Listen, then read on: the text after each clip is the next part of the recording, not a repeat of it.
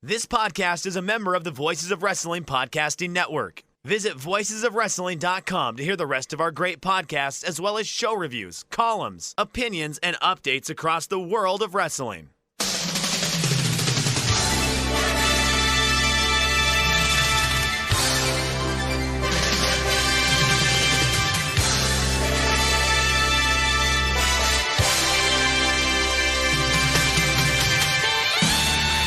Hello everybody and welcome to the Super J-Cast. I'm Joel Abraham, joined by Damon McDonald.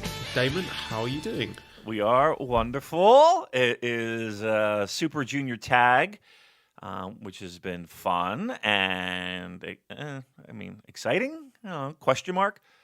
It's been fun. It's been good. And again, I say it every time we get together. We're just inching that much closer to Wrestle Kingdom. And lots of fun stuff there. We get information on that all the time, and hopefully some stuff we'll share with you.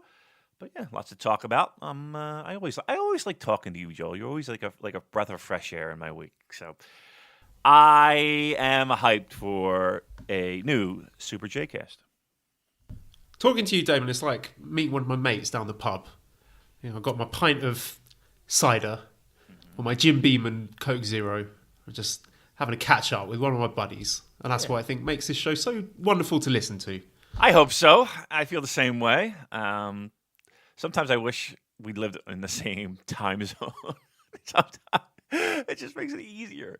But honestly, I actually like the fact that you live where you do, because you're able to jump on shit when it happens. Because I think you're in the same as Tokyo, right? Same, maybe an hour difference. Yeah, hour behind them. But certainly when those press conferences or the big news drops or the matches go up, straight on that, hoovering up some new Twitter followers. All good. Yeah, and you've been on top of that. I mean, you do an awesome job with that. So this is going to be the Circle Jerk podcast. There was something else I wanted to start with. I wanted to ask if you watch any of the rugby. I wanted to have just a little bit of a victory lap for England beating New Zealand and getting to the Rugby World Cup finals, which I'm very excited about. Did you see any of this? I saw a little bit of it. I actually saw more of the great English fans singing what should be their national anthem, Wonderwall, at the end of their match. So that was always a pleasure to hear. A mass of people singing one of my favorite bands. So, but I did see a little bit of the game itself. I mean, I would think both those teams were heavy favorites, right?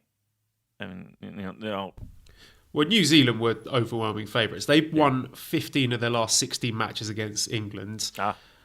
All Blacks have won each of the previous three meetings we'd had in World Cups. And New Zealand have won their last 18 World Cup matches, which is the longest run in the tournament's history. The last time they lost a game of the World Cup was in 2007 in the quarterfinals against France. So it was quite a substantial task in front of England, but we did it. And take that, Jay White and Toa Henare and Bad Luck Fale. And I love you, Fraser, but I'm sorry, I've got to gloat a little bit. We usually get so little as England sports fans. It's coming home, Joel. Is it coming home? Yeah, I think so. I'm feeling good. I just watched the other semi-final, Wales, South Africa, and I think we can beat South Africa. But it'll be a cracking game, and hopefully by the time we talk next week, England will be Rugby World Cup champions. Given our history of making predictions on the podcast, just ask Naito stuff, then well done to South Africa. You deserved it. Well, yeah, right. Look, it's an exciting time for everybody over there, I'm sure. Can I ask you this? I mean, I know rugby is a popular sport worldwide. Does it have the same passion in England as, say, the football, like the World Cup there? I think it's a class thing. I mean, I could be way off base here, but the feeling I get is that football is like the working man sport, but rugby is sort of a middle class, upper middle class kind of thing. Right, okay. And then what's the upper class, like polo and shit? Fox hunting, something like that. Right, something ridiculous. Fox hunting, ugh. I mean, come on. All right, yeah, but congratulations to you. I know Fraser is sitting in a pile of his own tears and urine, probably. But I see those pictures. Wait, so what? Urine? I know. I just threw that in. Why is he sitting in a I don't know. puddle of his own urine? Maybe. I don't know. It could be. I don't know. Maybe he has a very, very loose bladder. Who knows? But I think, he lives such a charmed life that he could use a little disappointment. You know what I mean? He needs to be brought back down. Yeah, bring him down a peg or two because he's too perfect. You know, Yeah. he's good looking. He's doing Right. well for himself. He gets to go to all his New Japan stuff. He's all Yeah. constantly eating good food, traveling to great places. Come on, Yeah. can't have it all, mate. You can't have it all. Can't have it all. So there you go. All right. He's probably screaming at it. Jerk offs. He's such a great guy though. Like he's one of the highlights. Seeing him when Wrestle Kingdom time comes around. One of those. What a great dude. Always has a smile on his face. Always a good time. And he always looks good. Again, with those suits. God. How do you... Well, he runs, I think. That's how he does it. So there's your answer. That's something I won't do is run. So that's why I don't look like that. There's really a simple answer, David. That's it. The over... Because he consumes some food. I've seen the pictures and the drinks. He can put them down. It's the running. That's the difference. That's the key. All right. We figured it out. Let me open up with a hard-hitting question to get right into the New Japan Pro Wrestling topic statement. Yep. This is from the Discord. This is Mark, who says, Titan's penis versus Noah's penis at Wrestle Kingdom. David, we're getting a lot of really good feedback from our segment about Titan's penis last week. Well, it's this is what we do here at the Super JKS. We're connoisseurs of the penis. It was a. Here's the thing: it was just shocking. It was so out front and center, that picture. It was very tight around the nether regions, and I wonder if it could breathe. I wonder how it smells. It's really good. I was going to ask, like, just from looking at that, could you tell? Do you think Titan is a guy who grooms himself in the pubic department? I hope so. I mean, like I said, wearing those spandex, very tight and very conforming. I wonder if he lets that thing breathe, get that thing out, get some air, and again, grooming would be important. But Joel, I'm gonna clue you into something. I got a little trick for you. I got a little something. That's what I would say help groom, help breathe, and better yet, smell nice. Right? Imagine that. Imagine not smelling like a onion bag that's been in your refrigerator for 6 months. So I need all the advice I can get here because right. Mally is just repulsed, disgusted by Really? the sight and the smell of my genitals. So yeah, keep talking, mate. Well, I'm going to get my notepad out. All right, well, listen, I'm gonna up your chances of an enthusiastic blowjob. Right? That's what we all want, an enthusiastic blowjob. Let me tell you something. There's a little thing. It's called Manscaped. Manscaped.com. Let it be known that I use the Manscaped, and it is wonderful. Joel, let me tell you something. Get a little package. It comes in this awesome little leather carrying case. It's actually really nice. You get clippers. They call it the Lawnmower 2.0. It's been enhanced. Takes care of all that nastiness down there, that hair. Nobody wants hair, right? Nobody says, oh, that's some sexy pubic hair. Yeah, no one. Who does? No one says that. And then that's all taken care of. You get some shower gel. It smells delicious. It smells nice. People would actually want to be around your junk, Joel. And why not a little deodorant? A little cream that you put around. It smells wonderful. It really does. It legitimately does. No joke. It's manly smelling and fresh, and dare I say, it kept me dry almost all day long. That's something. Sounds amazing, Dave. Tell me that again. Where can I get these incredible products? Well, that is manscaped.com. I say manscaped.com. And for you loyal Super JCast listeners, you can get 20% off and free shipping and raise your likelihood of that enthusiastic blowjob. that we talk about. Free shipping, 20% off. Use the code SUPERJCast at manscaped.com. 20% off, free shipping at manscaped.com. Just use the code SUPERJCast. All one word, SUPERJCast. I like the implication here, Damon, that listeners of the Super J-Cast are going to be seeing a lot of action. Like, people who listen to this show are the sort of people who are such a hit with, the ladies or the men that they are going to be, getting their pants down and having their partners getting to grips with what's going on in the downstairs department. But, a lot of the time, the stuff that you have, I don't want to be supported by, seedy gambling sites and things like that. But I like the tone of this, Damon. Me too. And dare I say, Joel, it fucking works. How about that? How about the Damon week this week? Right? I mean, it was like a last meal. I couldn't believe it. I want to get Cheryl on the show. Can we get yes? I mean, first-hand responses to these amazing products? Yes. Because as soon as I get my one in the post, then I'm getting Mally on this podcast straight away. Fuck yes. I'm telling you, straight out. Again, I don't care where you get this taken. If it's your wife, if it's your girlfriend, if it's your boyfriend, at the strip club, the glory hole, I don't care. You've upped your enthusiastic reception level tenfold.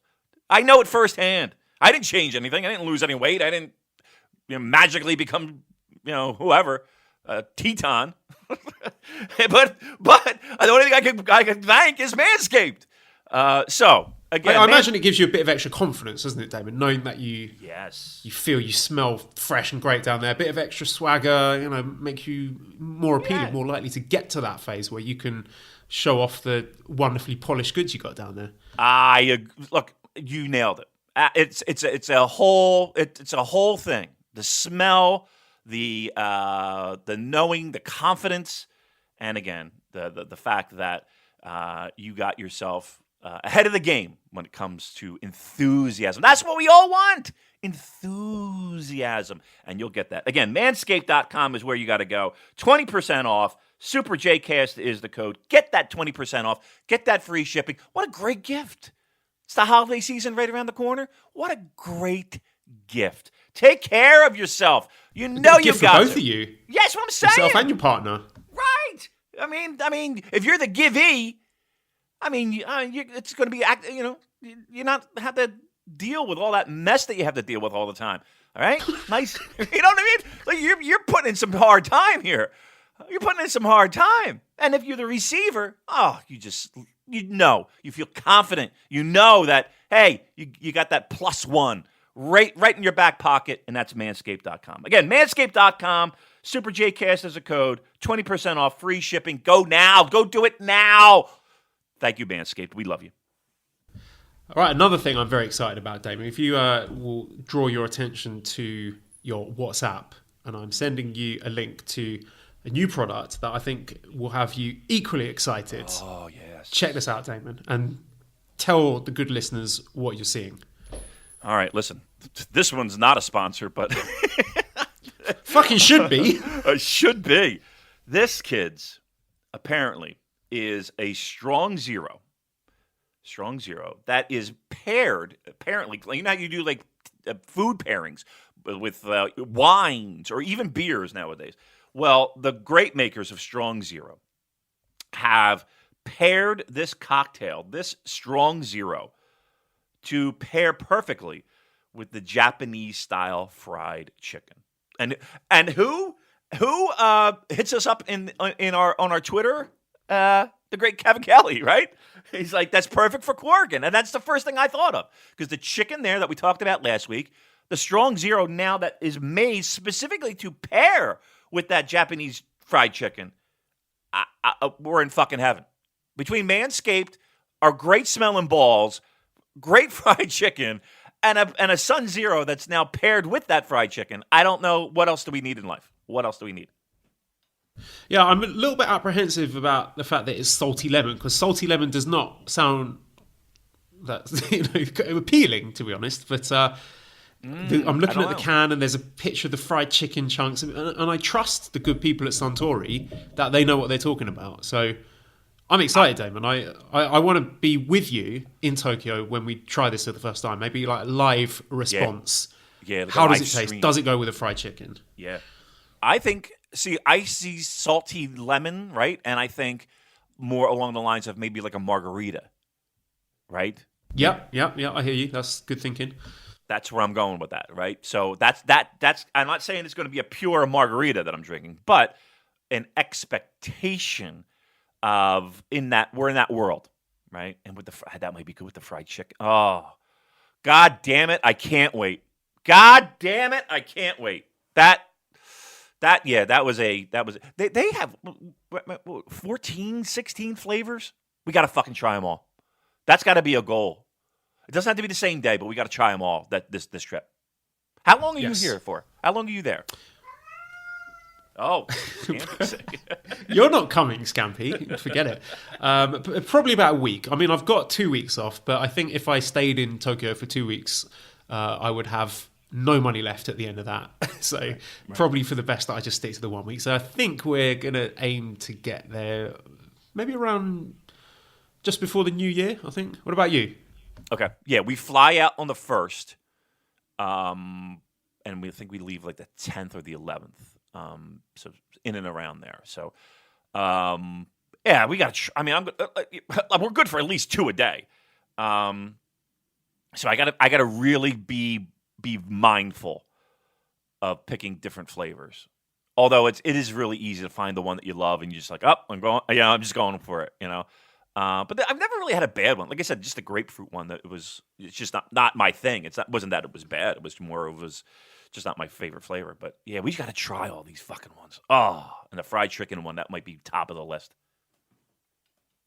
Cannot wait, Damon. I'm just beside myself with excitement. You know, the strong zeros, the food, the wrestling, seeing you again, hanging out. I feel bad, actually. I mean, people who aren't able to go probably sitting home like, thinking, shut up. Stop going on about it. So, and you know what else I'm going to do?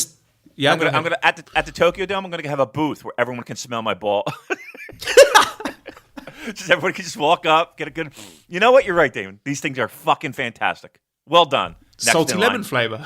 No, it's like a musk. It's like a man. It's like a man. I can't describe this, but it's like a manly smell to this deodorant. I don't know why we're still talking about this, but because we've met our obligations. But 60 really seconds, they said. It's been about a quarter of an hour. I know, but it really is good. I really do. Like, what's weird is that I kind of like those type of things, like those type of products.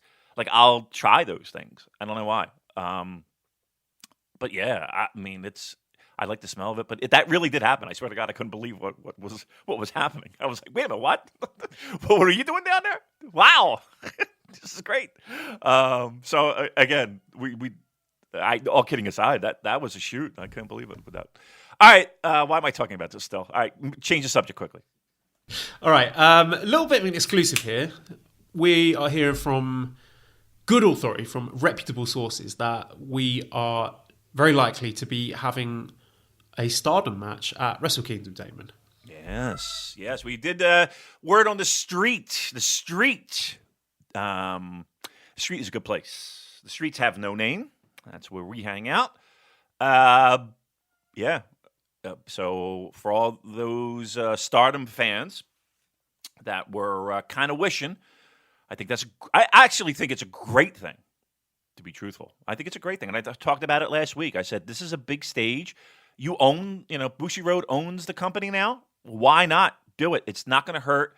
They've done it before with, other promotions involvement at the Dome. It's like, you got 2 nights. Again, if you own the company, there's really no downside to it. Again, I understand some people's concerns is that this might be, in some people's eyes, the bathroom break. But if you win over that crowd, and they will, they're going to go full steam. It's going to be if they give them 8 minutes, that's going to be a fun fucking 8 minutes. I'm going to say this right now. If you get up and go to the restroom during that, you're fucking insane. You are, because you're going to miss out. It's going to be really good. Now, that's what the Gorillas of Destiny match is for. right. No, I take it back. I'm just kidding. But you know what I mean? If you're listening, Tama or Tanga, please don't batter me. Yeah, please. We actually, I've liked them more and more. They, man, we'll get to them. But with the Stardom, it's that's not bathroom break time. Trust me, kids. And here's the thing. I don't worry so much about that from I throw the Western and I lump everybody in the Western: American, Canadian, British, Scottish, Australian. Everybody is not Japanese. I'm not worried about them taking the breaks. I really am not. I'm more worried about the in-house Japanese fans taking a break from that. I don't think they will, though. I don't know. I just think that if they do it right and they don't just chuck it on the show as a complete afterthought, it could be, I said last week, I don't want it to be a match where, it's 8 minutes and it's the blow off to the biggest story of the promotion. You know what I mean? That's not what I want. But like a number one contenders match or something along those lines, or a tag match for, I don't know. But they can figure that out to make it meaningful and not have it be the biggest thing and waste it. I think they're going to go fucking pedal to the metal and blow the doors off the place. I really do. They're going to take that opportunity and run with it and win over the crowd. So again, I don't think from a westernized perspective, it's a bathroom break match. It shouldn't be, and don't let it be. But I love the fact that it's there. I love the fact that from what I understand, they're doing. And again, cards subject to change, things change, but from what we understand, it's happening. And I think it's a great thing. Yeah, I've been reaching out to a few experts on our Discord channel. There's some of the most knowledgeable people about the Joshi scene on our Discord server. So definitely we're all covered. We've got our bases covered if it comes to that, Damon, in terms of previews. Do you think you would go with a tag match, like showing all your biggest stars, or would you go for a big singles match in this kind of spot? You got 8 minutes, 8 to 10 minutes, I would think.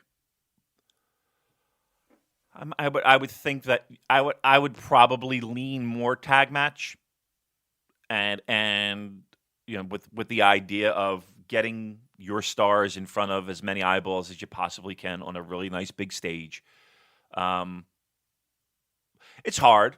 Look, I'm not gonna lie and say that it's an easy thing to do. But here's another thing too. It's not like they're the smartest fans in all of pro wrestling, I truly believe. And the people that are coming over, they know their stuff. It's they're not dummies. They're not going to sit on their hands.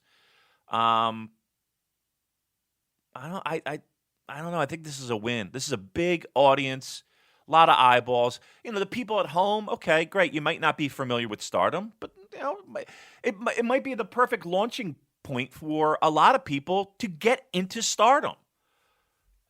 That's really what it is for me. It's not so much capturing the people that are already into the product. It's wowing the people that might not be too familiar. They know what Stardom is. They know the key players, but they may not be 100% into it. And this could be the thing to move that needle. I just think it's such a smart move, and why not? Again, it's not like you don't own the company. It's not like you're doing anything to hurt that specific scene. Do it. Only good things could come of it. I'm hard pressed to have somebody come to me and be like, give me the negatives of having a match at the Tokyo Dome in front of all those people and the people watching at home. Help me with the negative on that one. Do you think there's a chance that it would attract Stardom fans to attend Wrestle Kingdom who otherwise wouldn't have gone? Or do you think if it's just one match on a 5-hour show that there's no appeal there for the Stardom hardcores? I try to think of it in the other way. If there was a tag match on a Stardom show, would that make, and if I were a Stardom fan, or if I were, a New Japan fan, which I am, would I go to a random, I don't know, Ring of Honor show if it was just one tag? I don't know. I don't know if it would work as positively the other way, getting the Stardom hardcores in the Tokyo Dome. I would think that there has to be some crossover. I know that there is this big feeling of people have their allegiance to their promotions and what they like, and they stick with it. And that's kind of like one of the reasons why, like, Big Japan will run, what is that? That Shinjuku face, on the day of the Tokyo Dome. Like, they're just like, fuck it, we got our Big Japan fans and we're running it. So there is some of that. So I don't know if it crosses over that much. I don't know if you're going to get the Stardom hardcores in the Tokyo Dome just for that match. I hope, But they're not dumb fans. They know New Japan. They know the thing. But it might just come down to they like what they like. So I think it'll be more the other way around of getting people to convert to Stardom. Listen, I'm going to be very curious to see how it does impact those numbers, right? Does it increase subscriptions? Does it increase interest? Does it increase online buzz? I know, look, I'm not worried about match quality. That's for fucking sure. They can go. They can certainly put on a great match in front of that audience. Wow some people. Win some people over. Get some new subscribers. Get some new fans. Because that's what exactly I think will happen. I'll tell you this, Damon. If I'm going to be in the same building as Hana Kimura, I hope my Manscaped products arrive in time. That's all I'm going to say. All right. Next piece of news here was something that popped up a couple of days ago. It was Bushi apparently challenging Will Ospreay in an interview on the smartphone site. Now, nothing official yet, and obviously they don't. They're not going to announce a junior IWGP Junior title match for like Power Struggle or anything like that, whilst the Super Junior Tag League is still going on, because obviously that's going to spoil the result because Will Ospreay's still taking part in that. I just wanted to get what is your gut reaction on this? The possibility of Bushi challenging Ospreay. Do you think that's a Power Struggle type of thing where it is an LIJ member, right? Or the World Tag League Finals. Okay, that's true too. We do need to fill out that card. So there's really two opportunities there for that to happen, with a kind of a wink and a nudge to the fact that I think Will would get past that challenge. That's one of those mini gatekeepers that we talk about, right? Could that, and again, it's an LIJ member. Does that then lead a little bit more toward the year-long speculation of someone making a Hiromu watch? Woo! I think we need a stinger for that. We do. Because, it was Andrew T. Rich who pointed out that Power Struggle 2016 was when the original Time Bomb countdown hit 0 after Kushida beat Bushi in a junior title match. So, you connect the dots. We like to do that. That's pro wrestling fandom 101. We're like Kennedy assassination. Just connecting the dots. Yes, I'm thinking it could be. I'm thinking it should be. Let's put it that way. And I think a lot of people have Power Struggle circled on their calendar for that reason. I hate the fact that there is always that possibility of being disappointed again. And I know that there is a large and loyal fan base that is hanging by a thread, just waiting. We love it though, David. We love doing this to ourselves. I was saying on Twitter that one of my favourite things about being a fan of New Japan is you construct these elaborate fan fiction scenarios in your head, and right, it's not going to happen. Like 95% chance it's not going to happen, but it's just that little 5% that it might. It's just a little shred of plausibility that keeps you coming back and making stupid predictions again and again and again, even though you're constantly disappointed, because a stopped clock is right twice a day. That's right. I like saying that's one of my favorite sayings. But here's the thing. And I think we help to fuel that fire. So our apologies, Super J-Cast listeners. But we have been told on numerous occasions, Joel, I mean numerous occasions, that medically he's got the green light. Right? We've been told that many, many times. They're just waiting for the moment to do it. And we've come up with several moments. And they just keep fucking with us. Fucking with us. Is this... But of all the time... This does seem one of the better moments. Right. That's my point. I was about to say, does this feel like, above all the other wacky-ass scenarios that we've come up with, to help fuel this fire and to tickle everybody's ass with a feather, is this one's the most plausible, right? This one feels like it's okay. There's a lot of things going on here that would make sense for Power Struggle to be, because you still, again, the biggest thing is the time frame from point A to point B being Wrestle Kingdom. There's still plenty of time for that, right? Even though we talk about just weeks away. Power Struggle could be that time. And again, the countdown time, but the whole 9 yards is debut, everything. Power Struggle, Joel? Yeah, if you were to tell me, okay, Hiromu's cleared, his first match back is going to be Wrestle Kingdom, when do you have the comeback angle? Then I would say Power Struggle, because that gives you plenty of time to build up the hype. And if you were to say, okay, who is he challenging? Give me an opponent for him. I would say Will Ospreay. She should be challenging for the title there. And then if you're saying, okay, give me a singles match, that would make sense that Ospreay would successfully defend and lead to Hiromu coming out to challenge, I would say Bushi. So it's ticking all three of those boxes for me. Okay. Look, I'm going to bring up a name. One, Jushin Thunder Liger.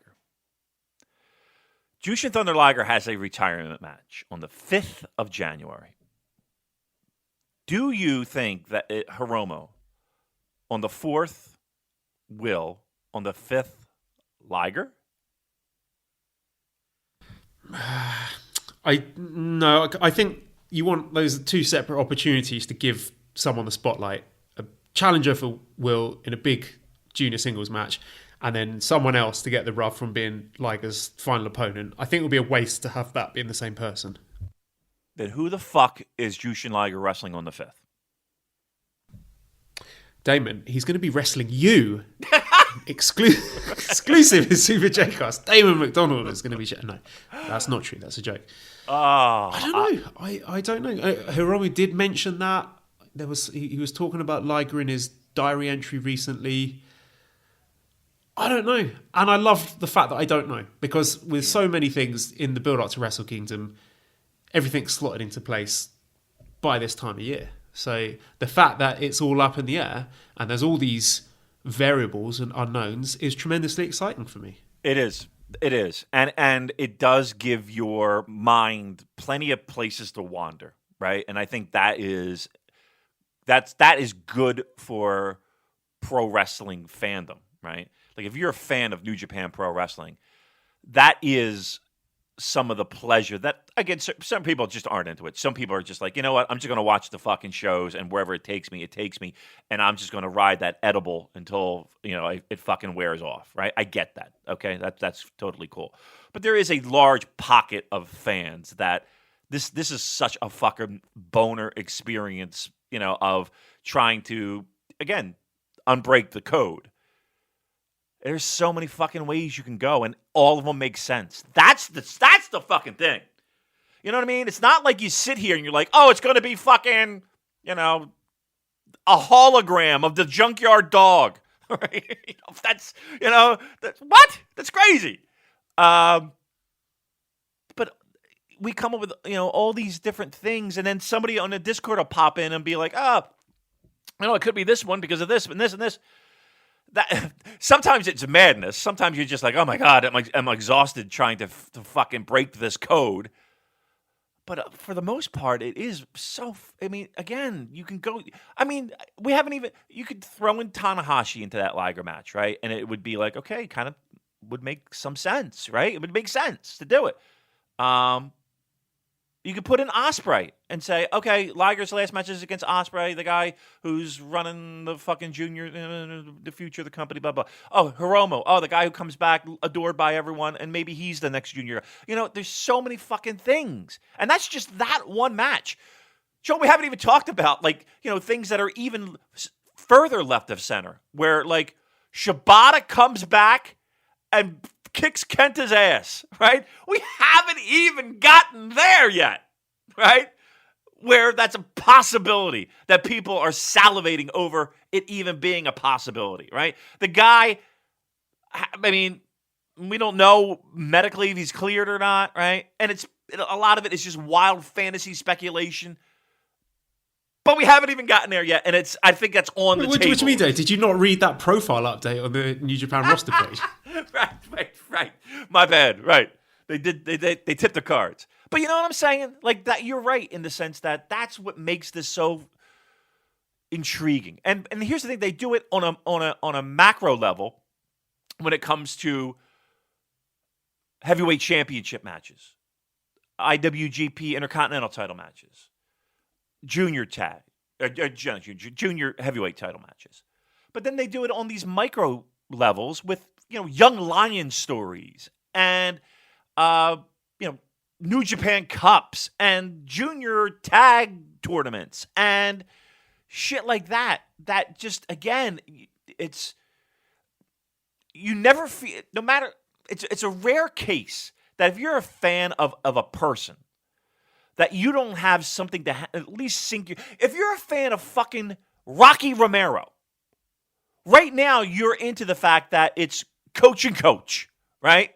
You got it, even at that minor... Well, sorry to spoil you, Damon, from today's Super Junior Tag League show at Korakuen, but Rocky Romero got the winning fall in the main event. He pinned Show, clean as a whistle, in an outstanding match, which I'm going to rave about later. So, yeah, it's great that you brought up that point, because fan of Rocky Romero, you got something to cheer about today. Right. Seriously. This is not disrespecting Rocky Romero in any way, shape, or form. But in the pecking order of New Japan Pro Wrestling, if you're a fan of Rocky Romero, you're probably going to get a little bit more disappointment in the win-loss column than you are somebody else, right? So he picks up this big win. I didn't see the show because I'm just waking up today. But I will check that out because that sounds fucking amazing. See, that's the thing. Again, even no matter who you're a fan of, you got some little thing to hang on to. And that's your thing for a couple weeks, a couple months until they decide to change it up. Everybody from Finley to Show and Yo to El Phantasmo to God. Everybody has something to do. Juice. Go down the fucking roster. Suzuki. Kenta. Ishii. They don't forget people. Listen, we complain about booking. We complain about the tag titles. We complain about certain things where it feels like they could fix it if they just, in 2 seconds. But overall, take a look at any other major wrestling promotion and tell me they do as good a job as New Japan Pro Wrestling does with their roster. That's a tough one. That's a tough one. I'd be hard-pressed to find a promotion that does a good job as New Japan Pro Wrestling does. Well, one person who thinks are not looking so rosy for going ahead is Evil, who is injured and off of this current Power Struggle tour. So, big blow for Evil. Shame to see him dropping off like that, but hopefully he'll be back in time for World Tag League, ready to reprise his spot, challenging for those belts at Wrestle Kingdom. Tape up. No, seriously though, while we're talking about Evil, what would you have him plugged in for at Wrestle Kingdom, assuming that he's back in time? Tag. Right? He's not in the heavyweight title mix. Not there. He's not, as of right now, not in the Intercontinental mix in any way, right? You're not dropping him in there. So what's next? Never? Well, it seems like Kenta's got that tied up, and he's going to have some kind of blow off, whether it be Ishii or whether it be Goto or whether it be, again, we can get on our hands and knees and pray for Shibata. Again, the likelihood of that happening is, to me, low, but okay, that's where his mind is. Kenta's. U.S., is he in the mix for the U.S. title? I don't think so. Tag. Listen, what would be brutal is if I came to you and said, never 6-man tag team gauntlet. That would be disappointing. Yeah. The reason I've got big question marks here is because from what I'm seeing of these shows recently, it looks like they're building to Sanada versus Zack. Yep. And I don't know if that's going to be a program for Wrestle Kingdom, maybe Sanada challenging for the Rev Pro title, because in a lot of these tape matches, those two have been working a lot together, a lot of submission stuff. Sanada beat ZSJ in the G1. He's doing a lot of Rev Pro stuff. It seems to be he's doing Rev Pro more than other top New Japan guys. And you think with all this sustained push that Sanada has got this year with this program with Okada, that surely they're not just going to give him another tag match. Like, surely Sanada's got to have a big singles match. So there's I think a solid chance that we're getting Sanada and Zack. And we're also seeing breadcrumbs laid for Shingo against Suzuki. And those two are pairing off. So I was wondering, could that be a big singles match at the Dome? Two really popular guys, fresh match, guys who haven't faced each other before. You got two shows to fill. Suzuki versus Shingo could be one. So then what are you left with? Evil doesn't have a tag partner. And he and Bushi, who's the third guy if you slot them into that never 6-man mix? Okay. Well, let's do this. Why don't we think of it this way? You mentioned it feels like Sanada and Zack are going to be partners for a little bit, right? And you also mentioned Suzuki and Evil, or Suzuki and Shingo, right? Why can't they be your tag situation? So are you saying the tag match for Wrestle Kingdom is Sanada and Shingo against Suzuki and Zack? Wouldn't that be nice? It would, but it's not going to happen. No. For a variety. One, I think Dangerous Tekkers. I think the Zack and Taichi team, they're going to team up again. And I think Suzuki and Archer could be a team. And you also got Guerrillas of Destiny in the mix. So I don't know if there is an opportunity to get those tag belts off of Guerrillas of Destiny, or even that they would want to do that between now and Wrestle Kingdom. I see Guerrillas of Destiny still being tag champs by the time Wrestle Kingdom rolls around. So that, unless you're doing a three-way tag match. Could happen. It could happen, but I think giving us two exciting, fresh, heavyweight tag teams is not something that we're accustomed to in New Japan. So, no, we're not. Given the track record of booking the tag division of the company, I would say unlikely.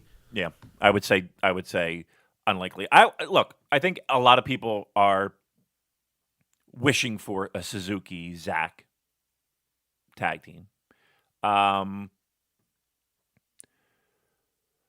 Shingo and Suzuki singles match.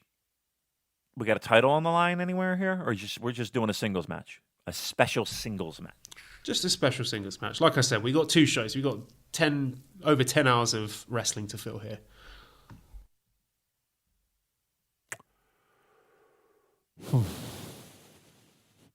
I would personally love to see it. I don't think that they would do it. I don't know. So what do you think the Suzuki Shingo interactions are leading to? Do you think we're just maybe getting a singles match of Power Struggle or something on one of the US shows maybe? I don't think it's a US show type of match either. I mean, I don't want to say that you can't have that match at a Wrestle Kingdom. It just doesn't feel like that's a match that they would do. Keep in mind that even though even like I'm thinking like, okay, so Shingo says, okay, I'm no longer a junior, right? And He's I'm already thinking, done that, yeah. right? And I'm thinking that you're having that former junior in big spots lose to key guys. I mean, Which they've done. He lost to Goto in his previous big challenge. So do you have him lose again, or is this where he gets his first win over a guy like Suzuki? Well, if we Wrestle want to Kingdom? do crazy fantasy booking, that is Shingo's opportunity to kick Suzuki out of Suzuki-gun and make it Shingo-gun. What's the likelihood of that happening? 5%. The same as always. Make it 9%. Make it on brand. Look, I don't think. I personally, I don't. I don't know. There's just something about that match to me that just doesn't seem like it's. I don't even want. I hate to say that it's not big enough because to me, I would want to see that match. But I just don't know if they would do that at the Dome. They do have 2 nights. It'd be a big win. I just don't know. I don't know. For whatever reason, I just don't see that being a Dome match. All right, so what we do, Evil Sonata against Gulas of Destiny. I mean, which is a punchline to every conversation we have about this. It really is. Every time I say it, I feel a little bit sad because I don't know if I'm joking or not, but there you go. Well, here's the thing. I mean, as soon as they announce the pairings, look, if they announce Evil Sonata as the tag team pairings for World Tag League, I'm quitting the podcast. I'm going home. No more. I mean, look, I'm just saying, like that's going to be the key. As soon as you hear those teams being named, and Evil and Sonata are a tag team, you're fucked. That is the path you're going down. You're fucked. At least unless you have at the end of it Shingo. Oh no, forget it. I was going to say no. Evil turning on Sonata and 5%. Shut up, Joel. Go ahead. No, but I've said it before. I said LIJ needs to disband. Not because I don't like them, not because they're not popular, but there's got to be somebody's got to get out of that LIJ bucket to break out and be a better, maybe not better, a better human being, a better person, a bigger star. They do. They're right now because this is the problem that you have. Right? They're fodder to champions. They're stepping stones. They're bridges to big shows. And again, they serve that purpose. The gates and the houses were fine, right? Nobody's complaining about that. The problem is that this is who they are. And then when it comes to big show time, we're going to just pop them in a tag team because we've kind of used them up to do their job, pardon the pun, throughout the year. That's the problem we have with them now. So now World Tag League comes strolling along. And what are you going to do? You're going to mix up Evil and Sonata, who have been like, it would make no sense to even say like, okay, they're not going to tag team. Well, why wouldn't they tag team? They've been a tag team for a few years now. They're former champions. Why wouldn't they be a tag team again in the same faction? So you almost kind of have to do it. So now they're in. And now what do you do with them? Right? So you kind of, for all the positives about this, when I just spent 15 minutes talking about the positives of New Japan Pro Wrestling's booking, here's some of the stuff that you're like, okay, you kind of painted yourself into a little bit of a corner. Because now you got Evil and Sonata both doing their respective things of being the gatekeeper for LIJ. It's World Tag League time. What, are you not going to put them together? And then now what? This is what happens. Yeah, I don't really have a comeback to that. Like you say, we'll just have to wait and see what the team announcements are for the World Tag League because I think it will most likely look quite different to how it did last year, given the roster shake-ups and the people who've moved around, people who quit the company, etc. So I, for one, am excited to see the announcement of these World Tag League teams, Damon. Yeah, it'll be exciting in the sense of, hey, you're going to know where some of your favorite people are going to wind up being come January 4th and 5th. Absolutely. All right, well, sticking with tag teams then, let's dip into the Super Junior Tag League. So, standings and rankings so far. So, standings, let me get this up for... this is terrible, Damon. I had the window open, but I've closed it now. Right, Super Junior Tag League. Here we go. All right. It's good audio. Come on, Dave Meltzer, let's go. Shuffling my over. All right, so top we have Ishimori and El Phantasmo with 8 points. Taguchi and Rocky also have 8 points. And then sitting just below them, we've got the Birds of Prey, Ospreay and Robbie Eagles, Volador and Titan, and Desperado Kanemaru with 6 points. Then we have Sho and Yo with 4 points, surprisingly tailing the pack.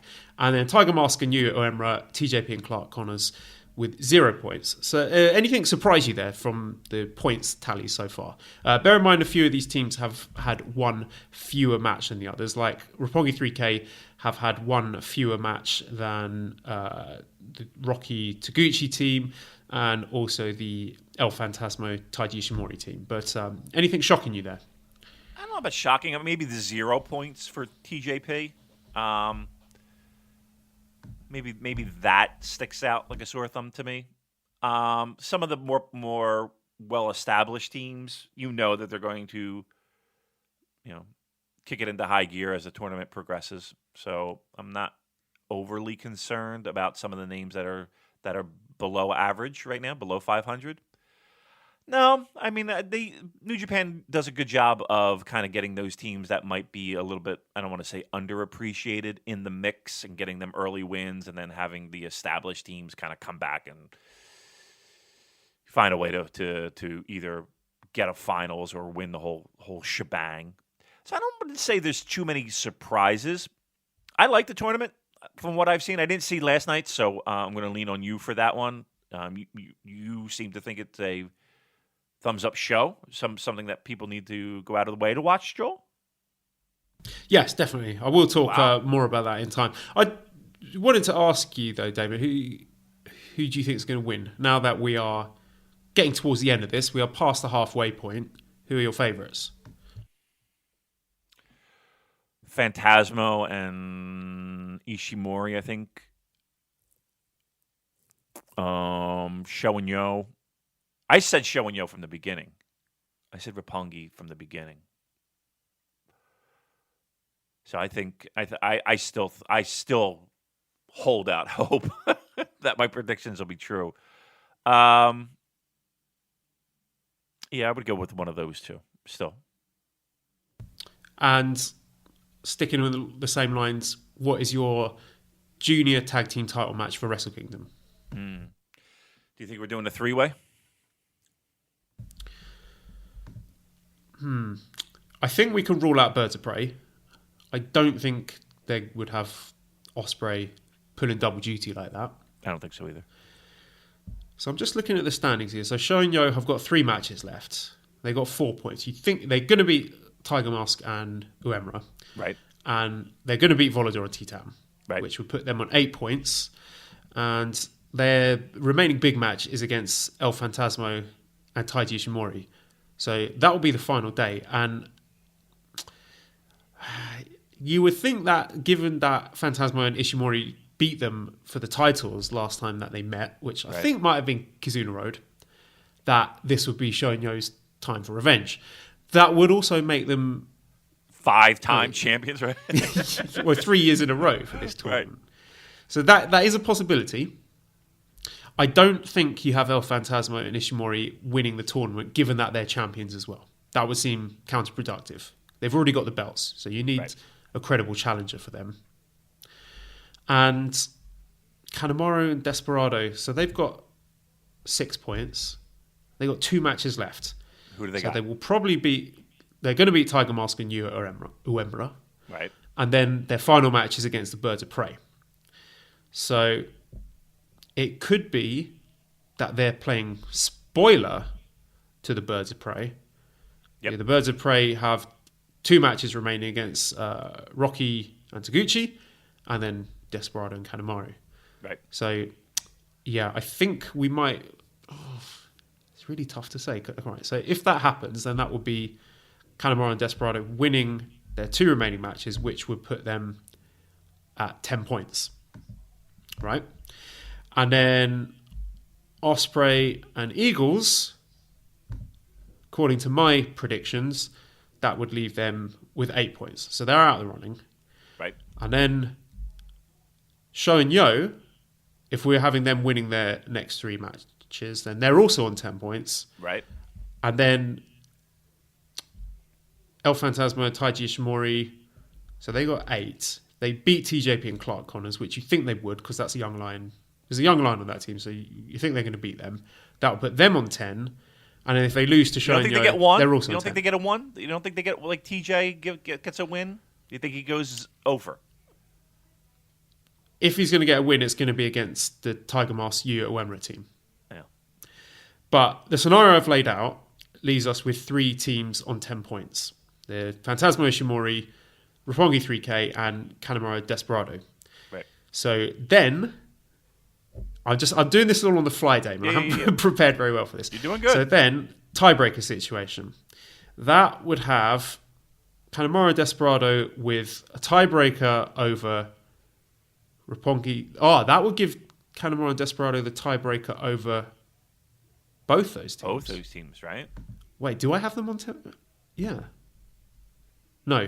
Wait. Oh, no. Oh, this is Dave Meltzer. Wait, what did I... Again, I think it just comes down to Kanemaru Desperado, Birds of Prey. Who's winning that match? I think What's your gut Kanemaru feeling and on that? Desperado. Okay, so Again, if that happens, then they're on 10 points. Yeah, I don't think Robbie Eagles and Will. I think you just got to get Will out of the mix, right?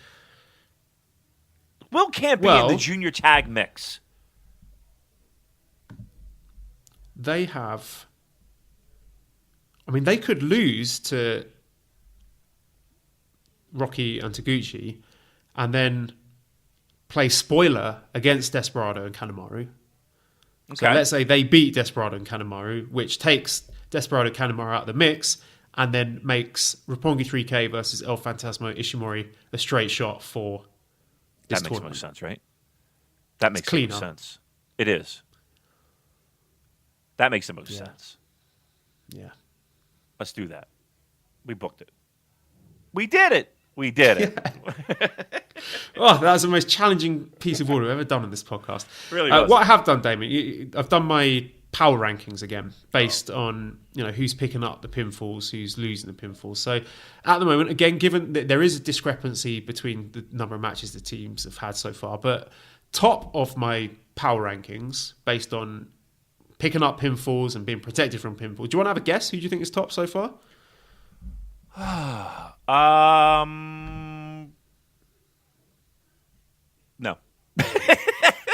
I can't do the math. I can't do the remembering of. Well, okay. Who do you think would be, out of all these 60 men in this tournament? Who's getting which more one wins? wrestler do you think is who's getting pushed the most? Is Phantasmo? It is Phantasmo, yeah. So he's sitting ahead with 3 points. Just behind him, Taguchi 2.5. Then we've got Rocky and Desperado on 2. Ishimori 1.5. Titan, Yo, Eagles on 1 point. Volador and Osprey on half a point. Kanemaru -0.5. Sho, surprisingly, -1 point. Tiger Mask -2. TJP -2.5. Uemura -4. And Clark Connors -5. So, few surprises there. And I think the interesting thing for me to look at is the difference, the point gap between the members of the tag team. So we look at Tiger Mask, Uemura. They've lost all their matches. Obviously, Uemura's eating the pinfall in all of those. So 2 point gap between them. That one makes sense. Same with TJP, Clark Connors. It's 2.5 point discrepancy. Clark's eating all the pinfalls. TJP's getting protected from them. Right. Volador and Titan. This is an interesting one because there's only half a point difference. But in all the matches that they have won, Titan has picked up the winning pinfall. So he's pinned Uemura, he's pinned Clark Connors, he's pinned Kanemaru. But in the 2 matches that they've lost, it has also been Titan who's eaten the pinfall. He got pinned by El Fantasmo, and I think he tapped out to Robbie Eagles.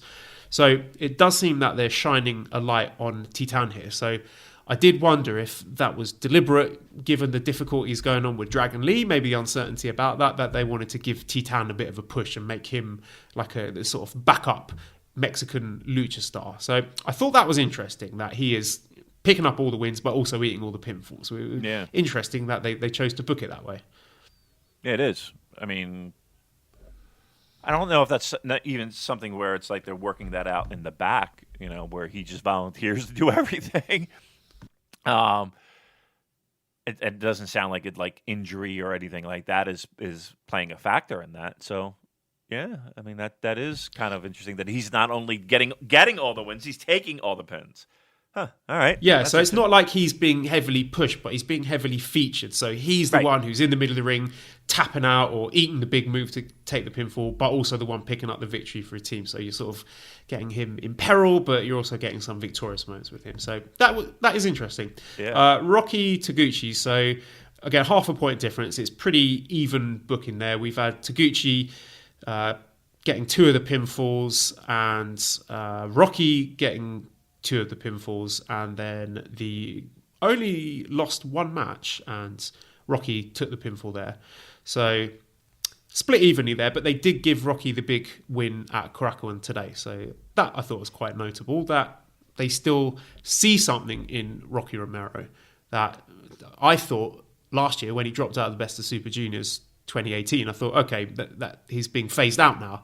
Right. But he's put in some tremendous performances. I think he's got a lot left to offer, either as a singles wrestler or as a tag wrestler. And, all the predictions that we've won, can we necessarily rule out coaches winning this whole tournament? I mean, there will be worse picks to be in the junior tag title picture. It'd be a good spot for both guys. But, yeah, those are my thoughts on Rocky and Taguchi at the moment. Have you got anything you want to add? The only reason why I would say I just look at all the other teams that we mentioned that are in that mix: Roppongi, El Fantasmo, and Ishimori, even Robbie Eagles and Ospreay to a certain degree. I just think those are teams, Kanemaru and Despy. I just think those are teams that are just a little bit higher on the pecking order, and there's really no reason to have Taguchi and Rocky win it. Right. All right. So why then is Rocky getting the big win and pinfall over Show in a main event at Korakuen Hall? Sold out Korakuen Hall. I mean, right. Why? Yeah. Tell me why, Joel. We want to shop. Yeah. I'm excited to get done this, and I'm going to pop that right on. I'm really curious to see this. No, I don't have an answer. Maybe it's just that one show of we just got to give them enough points to make them look credible. But especially over Roppongi, that's Why are we? I mean, is that just his moment? I don't. That's And he's had a moment this year. He had the big win over El Fantasmo during the Best of Super Juniors, right? But it does seem there is something they've got there with Rocky, and they want to hold on to that, keep that going. Yeah, there's definitely still putting a flame to that. Huh. I mean, maybe with the whole expansion with New Japan Pro Wrestling of America, that they want to keep him as not a star, but a big name to go into sizable matches in the States. I don't know. I'm just throwing that out there. It is weird, right? You would, again, because you are right. You would have thought that going into this year that he was being, I don't want to say phased out, but he certainly wasn't a focal point, and everything kind of lended to him taking a more behind the scenes role. But yeah, those are two moments that both at Corkin, right? Wasn't the Phantasma match in Corkin? Yeah. Mm-hmm. Maybe that's his building. That's his home turf. He's not going to do the job in his building. But yeah, that is actually good job by you for pointing that out, because he has been given those little nuggets throughout the year. Good job, Rocky. All right, nice. All right, so let's talk about the Roppongi 3K team, where there is a 2-point discrepancy between the two members. I've told you about these other teams. Volador, Junior Titan, half a point difference. Rocky, Taguchi, half a point difference, where they're on basically even keel. But Sho is sitting on -1 and Yo is sitting on 1 point. So out of the matches that Roppongi 3K have won, Yo has been the one who's picked up the submission or the pinfall. And in the 2 matches that they have lost, it has been Sho who's been on the receiving end of the pinfall. So, of course, that can all change. You might have Sho, firing back and picking up the next 3 pinfalls in their matches. But to me, that's a bit of a surprise. It is, but would you say that's a smart move? Like, maybe they're laying breadcrumbs for a breakup where Yo turns on Sho and is like, "You are the weak link in this team. You're holding me back. Fuck you. I'm going to go off and be a single star in LIJ or whatever." Mm-hmm. Yeah, probably not. But no, I mean, look, I don't think anybody thinks that if we're doing this show in 2 years' time that we're still talking about Roppongi 3K. Yeah, because it looked like they were not breaking up, but it looked like they were winding down a bit after that Kizuna Road defeat. The way they were talking, it seemed like they were about to go their separate ways. But I don't know. I mean, they did a similar thing, didn't they, with Roppongi Vice in the tail end of 2016, where it was Rocky who looked like the weak link in the team, and you thought they were building up to something there, but then they ended up winning the titles against the Young Bucks at Wrestle Kingdom 11, and it was Rocky who got the pinfall there, if I remember correctly, and he sort of redeemed himself, and it was a bit of a swerve there. So maybe this is all just set up for Roppongi 3K to have their big moment of glory, because they have never won at Wrestle Kingdom, so that could be another direction. It could just be like that, oh, look, they're about to hit rock bottom, but here they come, powering back to upset the odds and have their moment in the sun. The more that we think about this, that win from Rocky is pretty significant over Roppongi 3K. I mean, that, to me, that is more than just, we're going to give Rocky his little nugget. We're going to give Rocky his little treat of picking up a win when nobody really would expect that to happen. I mean, is that breadcrumb fodder? Is that something that we should be remembering now and into the future when it comes to Roppongi 3K? Is this the beginning of the end? I mean, to take the fall against your manager, we'll call him, your advisor, or whatever he is, your hype guy, whatever he is, like that to producer. Producer, my bad. Right. My bad. Like that's, I mean, that I find it hard to believe that was just here, we're going to give Rocky a moment. Don't you? Yeah, it's hard to tell. And again, like I mentioned earlier, this is the kind of company that does rewards you paying attention to little things like that. A lot of the time, it does turn out to be nothing. Like, remember the whole Molin Chaos storyline? Right? We are guilty quite often of reading too much into things and making little storylines in our head and noticing breadcrumbs where there might not be any. But, yeah, I don't know. It's hard not to think of that as significant. Yeah. I understand the fact, even in a tournament like Best of the Super Juniors, where Rocky gets the win over El Phantasmo, and nobody really thought that was a possibility, and he gets that win. This is not just any. This is not like it's against Despy and Kanemaru, or this is against Robbie Eagles and Will Ospreay. This is against the team that he produces. Like that, you would think would be a great way to spark the flames of somebody's not happy in this team, right? Who took the fall there? Was it Sho? Yes. Confirmed Sho heel turn. Wrestle King, book it. I mean, could you see that? Could you see something this early happen? for Wrestle Kingdom? A Show and Yo? I think if and when that team breaks up, I think Yo seems to be the smart choice as the heel.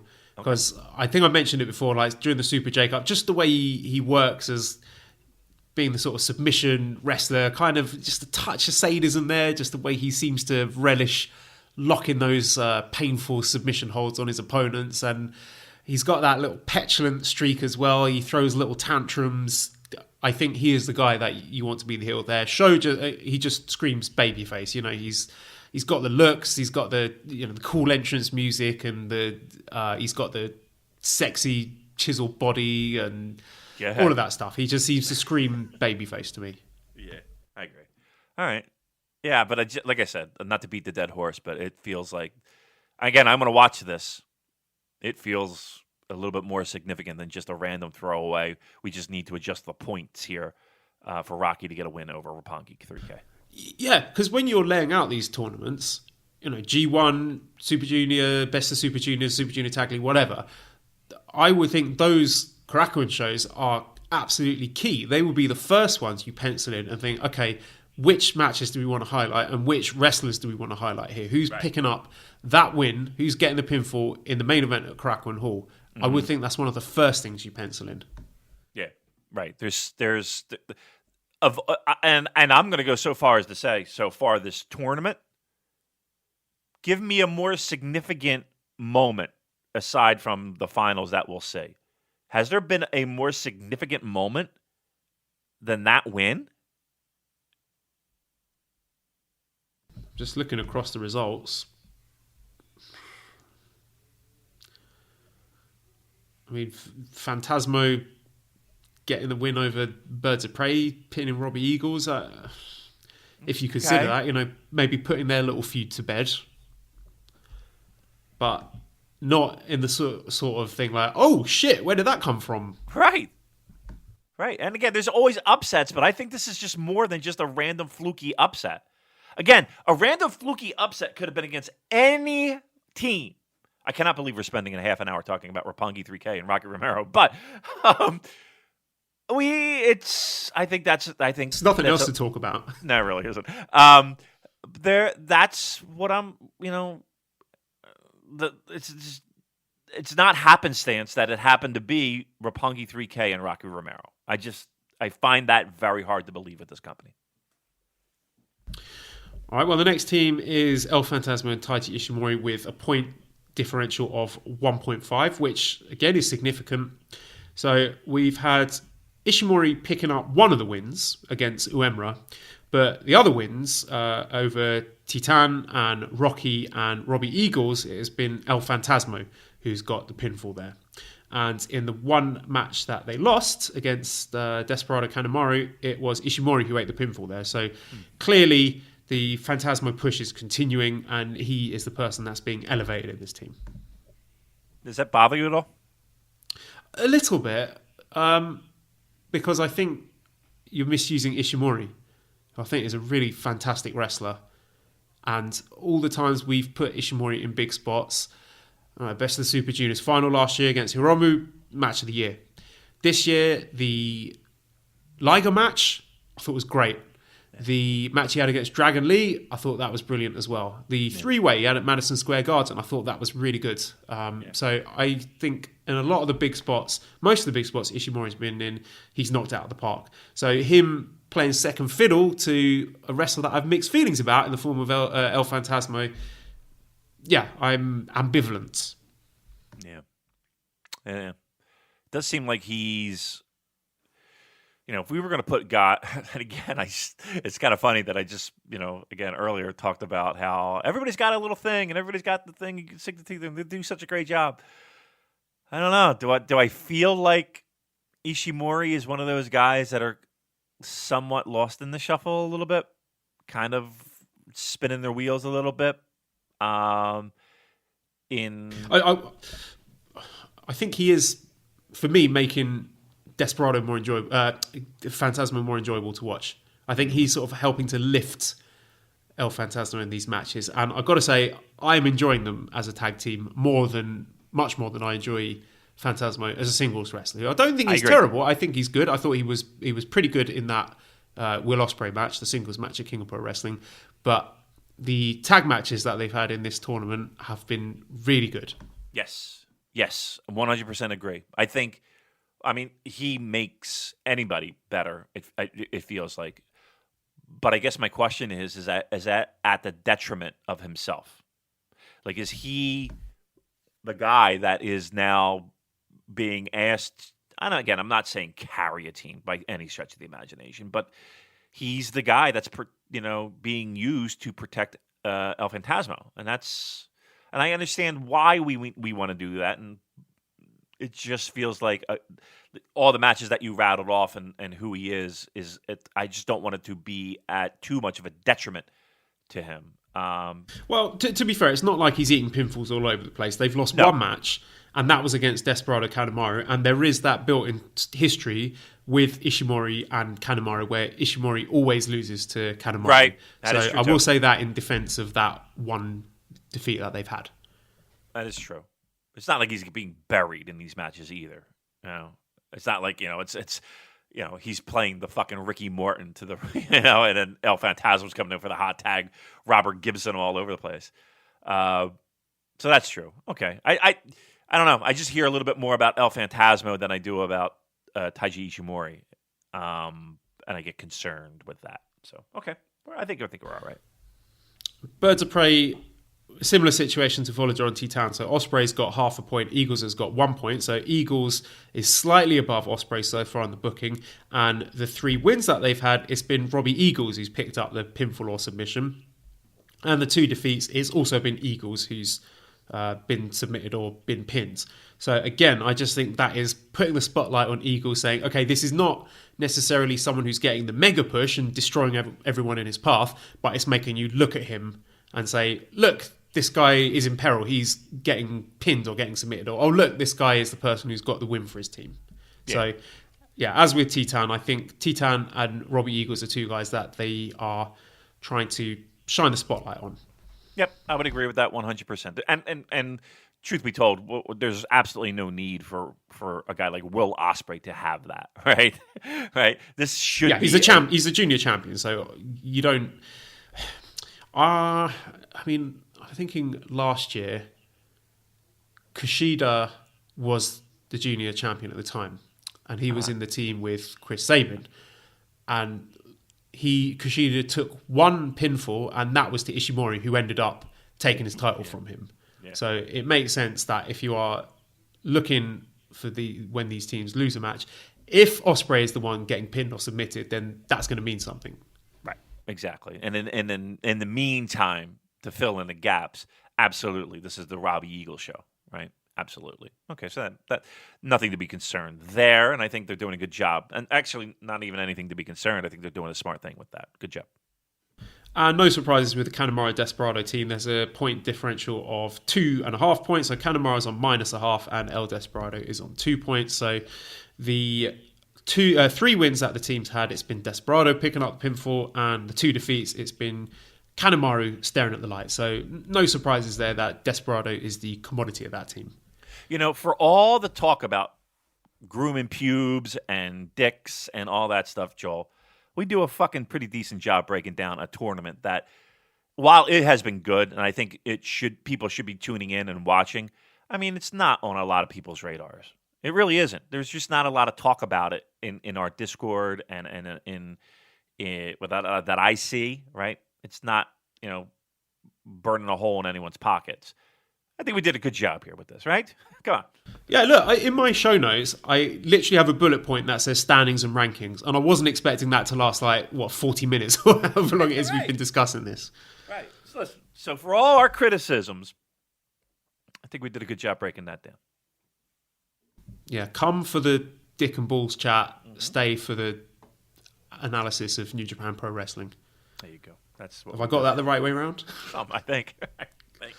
But yeah, I mean, you say no one's talking about it, Damon. I was in our live event Spoiler Zone channel on the Discord watching this Kraken show, and there were not many of us there, but all the people that were watching it are really positive on it. And I think this is low-key, as the kids would say, a really good tournament so far. I think it's significantly better than last year. And as I was chatting on the Discord with Liam, who's a regular, he's a deputy on our Discord, he pointed out that this Super Juniors tournament feels lighter in tone than the other stuff that's been going on in New Japan recently. There's more comedy. You get fewer of the really heavy, hard-hitting 25-minute plus epic main event style matches, which a lot of people, maybe myself included, were getting a little bit saturated with at this point in the year. So we get a bit of everything here. We get Young Lion style matches. We get more shenanigans, more fun. You get a bit of the Lucha high flying stuff with the CMLL team. You get a bit of fun with Taguchi and Rocky Romero, but then they can also switch it on and have the exciting closing stretches and serious wrestling.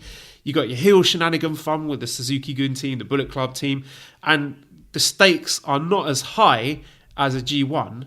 This is not like, oh, this is life and death. I'm fighting for my life here. But it is still significant. You still have some stakes because it feels like these guys are fighting for a spot on Wrestle Kingdom. And you got some fun shenanigans, little bullshit. Things like Tai Chi doing Joey Ryan spots and Desperado blocking ball punches with title belts. You had the coaches team having a flex off with Roppongi 3K today. There's loads of stuff that's just been really fun to watch. What else have I got here? Bits with El Phantasmo trying to stick his fingers up Taguchi's butt and Taguchi, squeezing in and suplexing him with his buttocks. Interesting match dynamics. You got unique matchups. You got guys pairing off who you wouldn't normally see, and even what looks like just a completely throwaway match, like the TJP Clark Connors versus Yuya Uemura Tiger Mask match. I'm excited for that one because I want to see who wins. Because the result of that match, it feels like a kind of straight shot. Clark Connors, Yuya Uemura, who's positioned highest out of those two junior young lions. So I'm excited to see that one. The matches themselves, they're relatively short, they're high paced, they're well worked, they've got exciting finishes, but they've got that real sense of fun as well. And it hasn't been overwhelming, there hasn't been too much to watch. You're getting sort of one or two matches popping up every other day on NJPW World, which is easier for me to digest at a point where I've been consuming a lot of wrestling. And I appreciate that. I enjoyed the no commentary single tag matches that are popping up on World. Even just little things like there have been some really interesting low angle camera angles that reminded me a bit of some other promotions like Riptide Wrestling. I think it is the one that are doing some interesting stuff with the camera work. And just little moments that are standing out to me as fresh and enjoyable. Like there was a really cool exchange between Sho and Clark Connors where they were just teeing off on each other with the chops. And Clark Connors and TJP, they've worked together on some really cool tag team moves. Yeah. I'm enjoying his Stargazer rolling leg submission. I think it's fantastic. That's one of my favourite submission manoeuvres at the moment. And again, little things like El Phantasmo only managing to get a win in that match with the coaches from a roll-up reversal of an armbar. So it wasn't like a hugely dominant pinfall in that match that they won. It was like he just managed to squeak it out and just sneak that win over Rocky. So it wasn't like, oh, here's the CRT, bang, Rocky, 1, 2, 3. It was, Rocky's about to get him with the armbar, and then El Phantasmo managed to reverse it and just sort of steal the win. So again, Rocky, he's been protected. There is something going on there. So other stuff has been fun, like the Taguchi match with Kanemaru, where he grabs the whiskey bottle and he takes a mouthful and the ref's like, oh, no, don't do it. But he just drinks it. And he just takes a few swigs of the whiskey and gets really drunk and then does this big thunderous Dodon to win the match. And the crowd went wild for that. I mean, it's been ages since I've seen the crowd losing their minds over a Dodon. Other stuff I've enjoyed, TJP and Will Ospreay had a really great opening exchange together. That's a singles match that I want to see at some point. I really think they've got something with TJP. They should stick with him, sign him up to something full-time, because I think he's really growing into this tournament. He's improving a lot, and he's one of the highlights for me when I'm watching this stuff. Really cool spot in their match where Clark Connors had Robbie Eagles in the Boston Crab, and TJP had Ospreay locked into some like flying armbar move, and then Ospreay just rammed TJP into Connors and Eagles. And that was a really good match, I thought, with TJP and Connors versus the Birds of Prey. It felt like the kind of match that you'd see on AEW Dynamite, like that very sort of high-paced American indie style tag match, like PWG style stuff. So I enjoyed that a lot. CMLL team, I think they've been terrific, Damon. Usually the CMLL team, it's just you hand wave it, but I think they've been genuinely great. Like, again, Titan, he's just been singled out. He's getting a lot of abuse. He's desperately, nearly completely destroyed his mask the other day with Bullet Club attacking his lovely penis. And again, I think there's something there with him maybe trying to get himself over, or the company trying to get him over in Dragon Lee's absence. So I think that Luchador team, the CMLL team, are really stepping up, and all their matches have been good. The match they had with Bullet Club, I wasn't expecting it to be good. It was really good, Damon. None of these matches have been bad. They've all been really good quality, sort of hovering around the high 3s, low 4s area. And I wasn't expecting that. Talking about this Korakuen show, the main event, Sho and Rocky had amazing chemistry. The closing stretch they had at Korakuen is just straight fire. And yeah, kayfabe wise, it kind of makes sense for Rocky to outmaneuver Sho, who's his young charge, and he helped train them, so he knows the tricks. He's the wily veteran. But yeah, as we talked before, definitely building up something to there. And the attendance tonight was 1,680. That's a sellout. And we expressed our concerns about the attendances at Korakuen. So I don't know if it's just a seasonal thing or people were getting burnt out, but something has made this show sell out. And we'll see how the attendance does tomorrow. But I think it could be something to do with the fact that these matches have been really good. They're fresh, they're exciting, they're high paced, and people are into them. Yeah, absolutely. I think you nailed it right on the head. I'm glad you mentioned TJP too. I think he's had an outstanding tournament. I would put him in my top 3 of guys that, I don't know, MVPs of the tournament so far. I think he's got to be in consideration. For me, he's top 3. There hasn't been a match that he's been in that I haven't enjoyed. I'm excited to see this match now. Look, you helped sell it for me. I think the finish is interesting, to say the least. Interesting, significant. I'm gonna hope for. So yeah, the minute we hang up, I'm going to pop that on. Hopefully everyone will too. Sorry we gave away some spoilers, but who cares? We report the news. You should have watched it. Does it count as a spoiler? I mean, if you're listening to the Super J cast the day after a show at Korakuen Hall, I think people are expecting us to discuss the matches, no? Yeah, please. That's I don't want to hear any of that, right? All right, good stuff. Are we done with the juniors? We got more to do, right? Well, just moving on to questions, unless you have any further observations of what you've seen from the Super Junior Tag League. I like it. It's been very good. I don't know if I'm going anything that was 4s, but I'm high 3s for just about everything. So it's been a level playing field of really good. And I don't think you can ask for anything more than that, right? I mean, I don't think anybody is looking for anything that was greater than that. Some of the times it does feel like it's, and I know that light appetizer kind of description that you gave is true, it's accurate, easily digestible, and easily kind of being able to watch these shows when they put up these handful of matches is maybe not as stressful, maybe not as, it's an easy watch. And maybe that makes it feel less significant, maybe. But for me, I've enjoyed everything that I've seen. I don't think, and you're right, Teton, I think, he might be in my top 3. I've enjoyed Robbie Eagles tremendously. I'm trying to think of the highlights for me. I think the highlights are going to change when I see this Romero and Taguchi against Roppongi 3K match. I'm excited to see this. What did you throw at this? Is this a 4? Is this one of your 4s? I really enjoyed the closing stretch so much. Okay. It's at least 4, maybe 4.25. I'd have to go back, but it was genuinely thrilling. See, that's pretty good. That's for again. You would say that they circle the Korakuen shows as being significant, and we got to sort those out first, and that those are going to help tell the story of this overall tournament. But for a middle of the tournament kind of show, maybe a little bit later, that's pretty good, right? If you're throwing that kind of number around. So I'm excited. I'm going to turn it on as soon as we're done here. Are you missing ACH? I always miss ACH. Truth be told, I think he's incredible. I think everybody's missing ACH, to be real honest with you. Nobody seems to know where he's at. We know where he's at. You get the joke.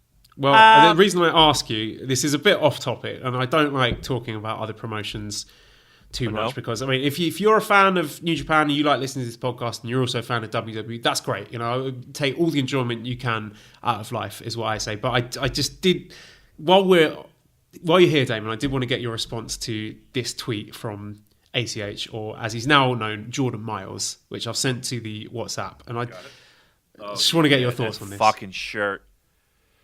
Yeah, look, this is. I know it's it was heartbreaking. It really is, man. Like what we're talking about is this T-shirt design from a company that doesn't have the best history of positioning wrestlers that are minorities in a favorable light. That is a fucking embarrassment. That T-shirt. I mean, I can't give words other than an embarrassment. Like I'm embarrassed for a company to think that would be something that not only it's just mind-boggling. It's fucking embarrassing. And you know what? I got to be honest with you. I'm super stoked and super proud that as the name Jordan Miles goes, and you know that he is not standing up for this shit. Good for him. That just again in 2019, somebody greenlighted that. Somebody thought that was a great idea. Like that's what you think of the dude. Jesus Christmas. But again, this is not. Let's kick WWE when they're down. But this is a company that has no problem going over to have their big show of the year. Just put your fingers in your fucking ears and la la la la la la la and go over and take the money and then la la la la la la and go back. And they've done it for many years. So I hate this.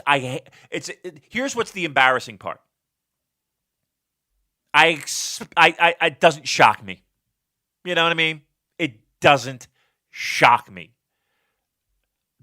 But if the internet doesn't melt and cause waves and stand up for this poor guy, and not poor guy, because he's a man and he's standing up for himself, and I give him all the fucking props in the world, because there are plenty of people that would just bite their lip and be like, okay, that's my T-shirt, and he's saying fuck that noise.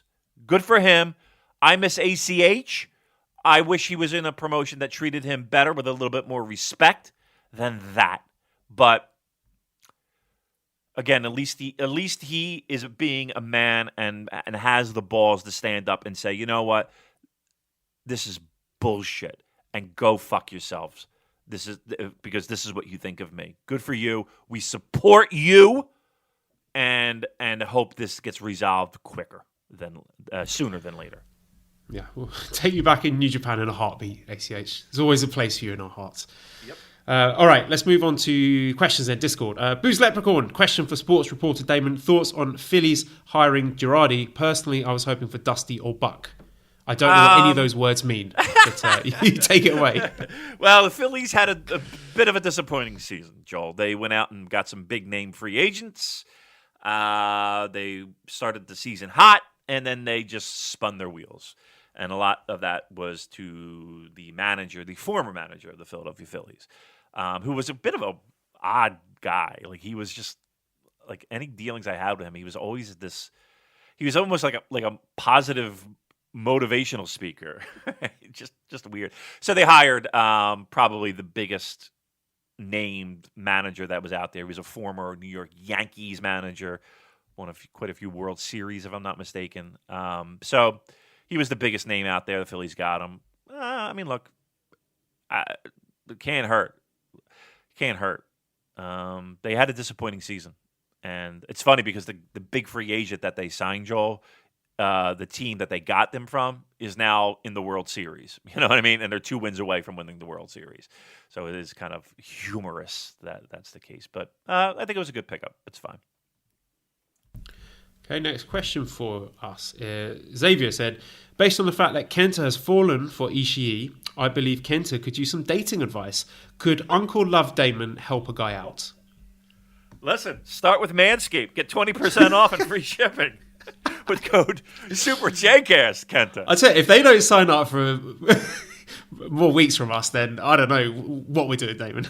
Yeah, I mean, the Lawnmower 2.0, it's better than the original Lawnmower, Kenta. Right? It's got better battery life. You can use it in the shower. You got it fucking made, Kenta. That would be number one. Number two, I don't. Here's again my dating advice is this: have fun. You know what I mean? That's really it. Have fun. Don't take things too seriously. Don't fall. Just have fun, and see where that takes you. That's always been my advice. Hasn't always been the best advice, but again, when you start taking things too seriously too early, it just turns to shit quickly. I've been in relationships where, it's like, a firework for a month, but you burn it out at that point, and then you're like looking at this person, and you're like, after month 2, you're just like, what am I doing with this person? So, yeah, I would just say that's my best advice for Kenta in this nonsense scenario. Take it slow and have fun. Hold on loosely, but don't let go. How about that? Nonsense. But I have seen a lot of these pictures. You see some of those pictures Kenta's throwing up on Ishii? They are pretty fucking funny. Yeah, there was one on his Instagram story, which is just hilarious, like sort of K-pop idol style fangirl nonsense. Yeah, it is. He does have a little bit of a sense of humor. He's good. So there you go. My advice is ask questions and show genuine interest in people, because people like talking about themselves, and if you ask questions and are interested in the answers, then I think people tend to be more favourable towards you. That's how I found it anyway, and that applies not just to dating but making friends, making a good impression. I think that's great. Yeah, I like that a lot, actually. Our friend Gabby, that we talk about a lot here, she's like that. She's one of those people that seems generally interested in what you are saying, right, and asks good questions. I think it's great advice too. See, there you go. Have fun. Don't take things too seriously, and be a good listener and be attentive. I think they got to win right there. Asper says, salt on watermelon, yay or nay, or do you have a better spice? I've never had it. Have you done that gimmick? I haven't, but I'll tell you, in Thailand, anytime you buy fresh fruit on the street, like a fruit vendor, when they'll cut the fruit up for you, put it in a little bag, and they'll give you a little bag of a mixture of like salt and sugar and pepper, chili powder. So it's like a sweet, salty, spicy thing that you're supposed to dip your fruit in. And Mally swears by it, but it's not for me. I would fucking do that. See, I like that. I like the popcorn that's a little salty and savory, like sweet when they do that. Not the kettle corn. Well, maybe it's a kettle corn. I don't know. But I'd like the combination of sweet and salty. So I might be all in on that. And on a watermelon, yeah, I'd fucking do that in a heartbeat. And then get a little heat on the back end. Fucking sign me up. Let's do it. I'm excited. I would do it. Yes, I'm in. I got no problem with that. Dakota Ibushi says, an actual question, how long until it becomes the cool thing to say, actually, I think Yo is the better wrestler than Sho, or is this already happening? Damon, I'm nearly there. I'm all on the Yo bandwagon.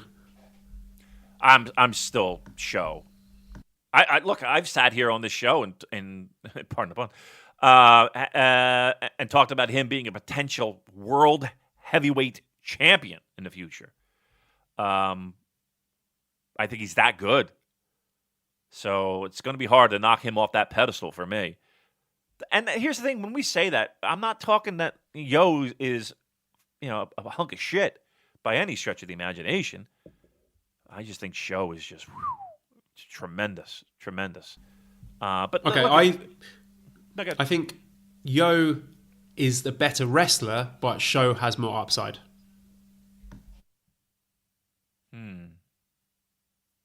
I don't know if I even agree with that. I think Show might be the better wrestler. I do. But that's like, I mean, I think it also comes down to somewhat preference. Look, but we're talking about an ass hair if we're talking about who's better in the ring.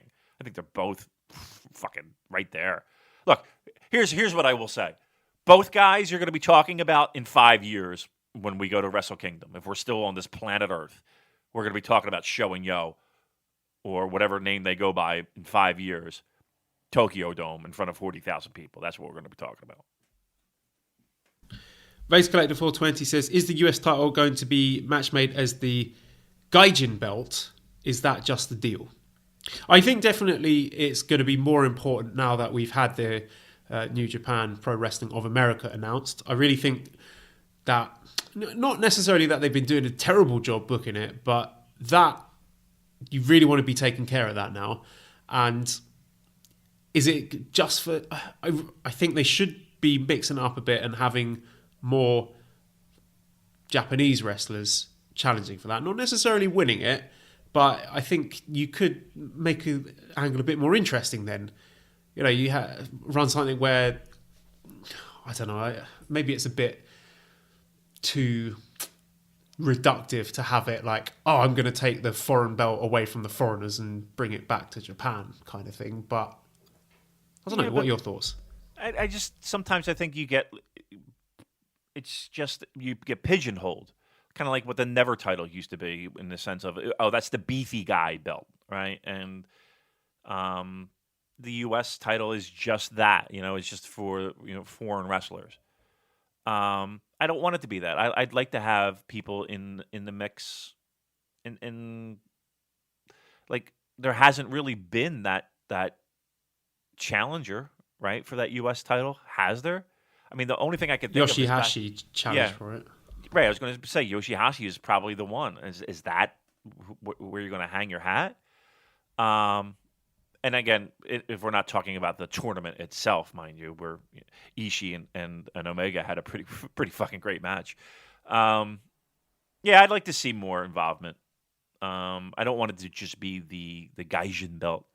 I'd like to see it a little bit more of a mix. And again, this year has been a big focus of getting Moxley in the mix, and that was a great way to do so. But yeah, I think eventually we'll want to see more of a mix when it comes to that title. Joby1 Kenobi says, what is the thought process behind booking Okada and Ibushi on the same tag team leading up to their Dome match?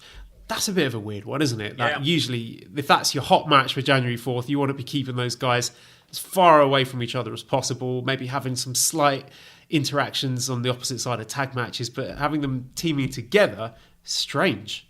Yeah, I thought that was odd too myself. I mean, the only thing I could think of is that, they're a tag team and they can't get on the same page, and one wants to outshine the other and all that. But, truth be told, I just think there's more benefits of keeping them separate, keeping them away from each other as long as possible until that moment in the Dome. So, again, you can have that random tag match where they're opponents, right? And you're kind of building toward at least that stare down or that one spot, that one drop kick, or whatever the case may be. But yeah, that did seem a little bit weird. But the only thing I can think of is that's where they're going with is, I'm better than you. I'm going to outshine you in this tag match, and that leads to even more dissension. Grand Kai Master says, recently you guys were discussing the next guy or future of the promotion. Names like Sanada, White, Juice, Show, and Fredericks were mentioned. I was shocked that Ospreay didn't come up. Do you guys see him as a viable future face of the company / IWGP title holder? Do you see him as sticking long term with New Japan? Is the Dome the last stand for Ospreay as a junior? Yeah, that wasn't intentionally me leaving him out. I think he is absolutely in that list. I think he... I was just looking at Twitter and I've seen... Puffin Brain Andrew on our Discord posted some photos. I've got to share these with you. This is hilarious. I mean, you look at this and you tell me whether you think Will Ospreay is sticking with New Japan and enjoying his time in Japan. I'm sending this to the WhatsApp now because I want your live reactions for this, because this is... I almost burst out laughing when I saw this mid-sentence. All right. Well, come on. Yeah, send it away. Chinese internet. Here we go. Oh, there Okay. it is. There it is. All right. All right. Worst. Just look at the pictures. Just look at the pictures. You don't need to read the. Wow. He's all in, isn't he? Wow, he's dressed in some very traditional Japanese garment. he is Such all a in. dork. He is walking around with samurai swords on the streets. He is wow. I mean, he is full in. He is living his best life, isn't he? He really is. I mean, this would be like, I don't know. This is worse than. Well, I say worse. This is more extra than Davey Boy Smith wearing like the silk right. cheap out like Chinese Right. outfit. All right. Wow. I mean, you got to share that on the Twitter box. Retweet that because he is all in. Woo.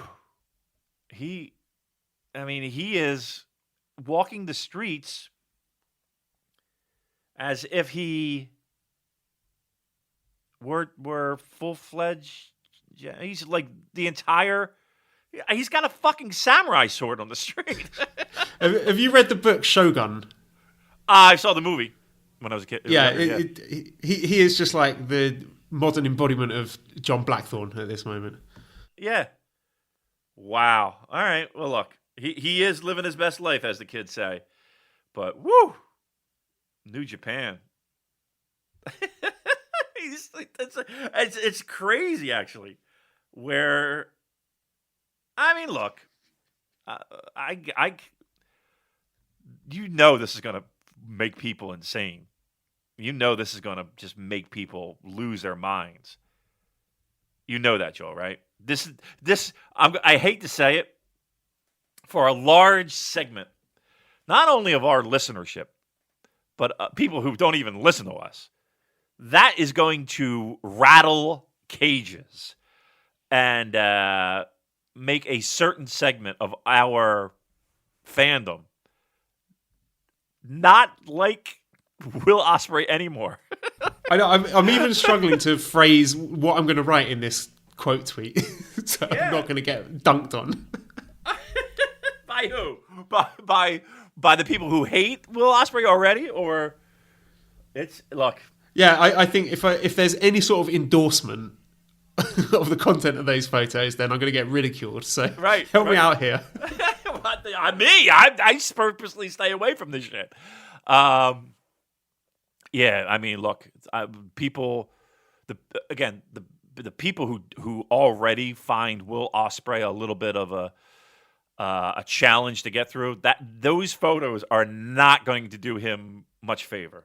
But I will say this: is there anything to be said for a guy who is jumping headfirst into the pool to immerse himself in a country and a lifestyle and a culture than that?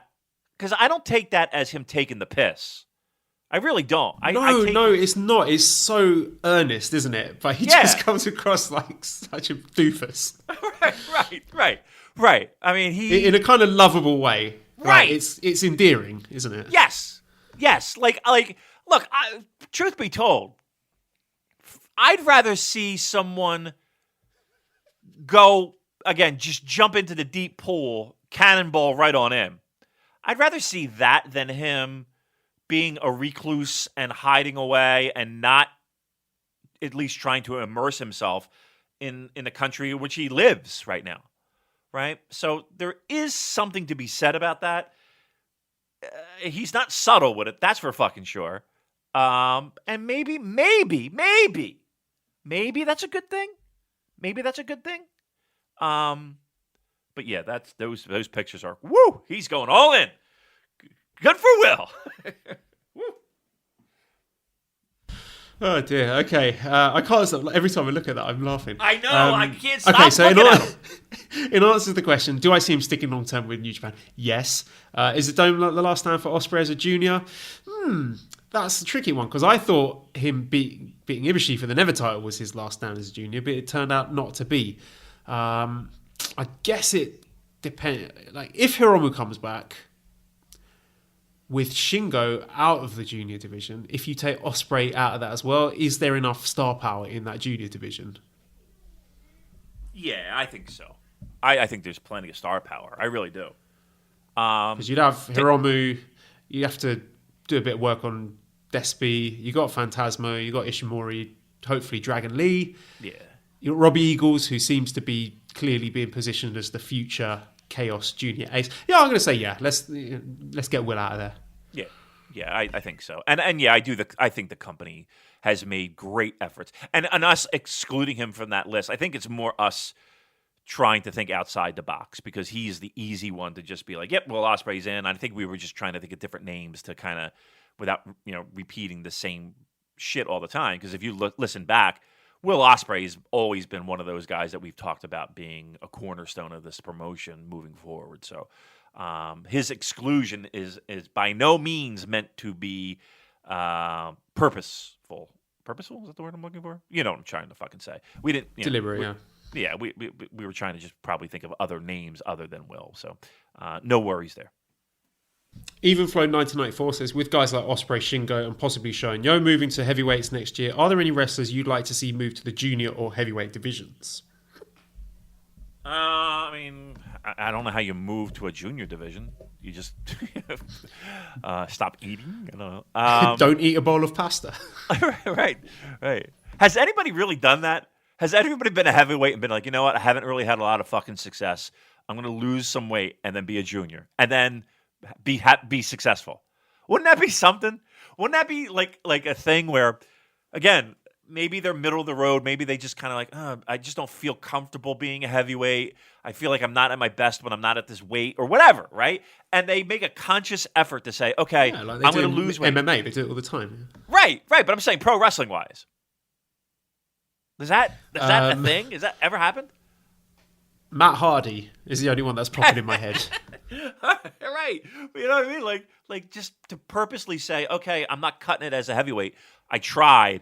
I'm going to go back to being a junior and and then be successful. I wonder if that's ever happened. I think we talked a million times about who the juniors who we think are going to be moved up heavy. I think Roppongi Vice is top of that list. Will Ospreay, obviously. We now have Shingo up there. So I think there's plenty of names right now that I would kind of be like, okay, good, we're good to go.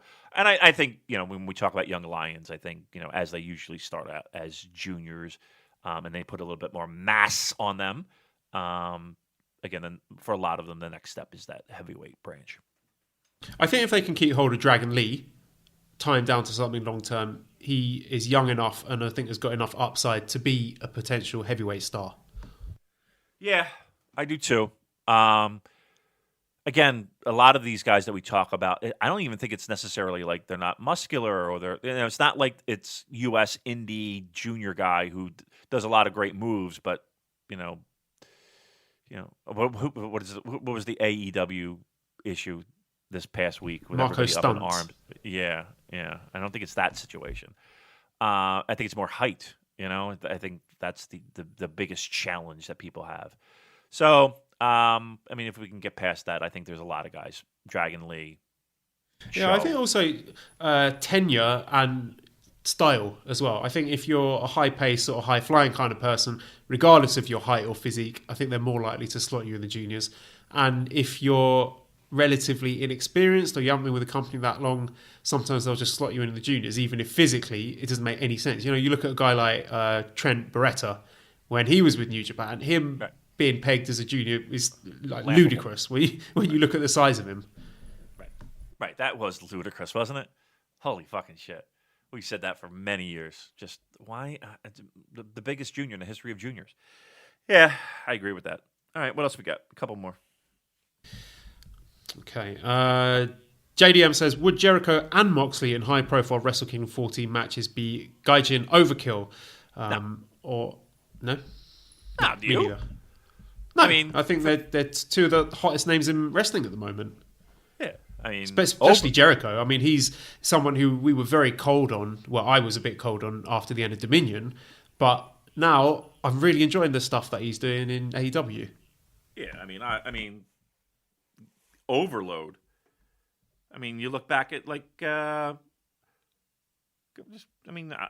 I literally just opened up Chris Charlton's Eggshells book, and I just opened up to a random page.